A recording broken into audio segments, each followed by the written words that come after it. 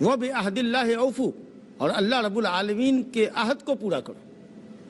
اللہ رب العالمین کا عہد، پوری شریعت اللہ رب العالمین کا عہد ہے۔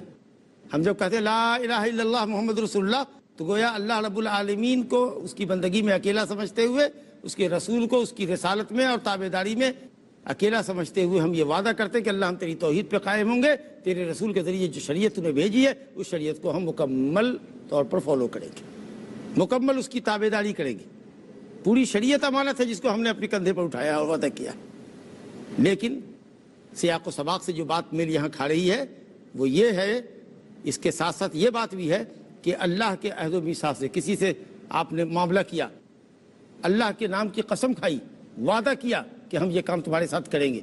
تمہارے ساتھ کاروبار کریں گے، تم کو کچھ قرض کی ضرورت ہے تو وہ ہم فراہم کریں گے، اس طرح سے کیا۔ یا اللہ سے عہد کیا کہ اللہ اگر میرا بیٹا بیمار ہے مثال کے طور پر، ایسا تو کرنا نہیں چاہیے کیونکہ نظر ماننا اچھی چیز نہیں ہے، کم سے کم درجہ کڑا ہاتھ کا ہے، لیکن اے اللہ اگر میرا یہ بیٹا جو بیمار چل رہا ہے اگر وہ اچھا ہو گیا تو ہم اللہ کے لیے عمرہ کر لیں گے۔ نیکی اور اطاعت کے کام کی نظر آپ نے مانی ہے تو گویا یہ اللہ تعالیٰ سے ایک ایگریمنٹ ہے، آپ کا ایک عہد ہے۔ تو جب اللہ رب العالمین اپنے فضل سے آپ کے بچے کو شفا دے دے تو آپ پر واجب ہوتا ہے کہ سب سے پہلی فرصت میں آپ بلا لیت لال ٹال مٹول کیے بغیر آپ جا کر اس نظر کو پوری کرو، کیونکہ یہ اللہ کا عہد ہے، آپ نے اللہ سے وعدہ کیا ہے۔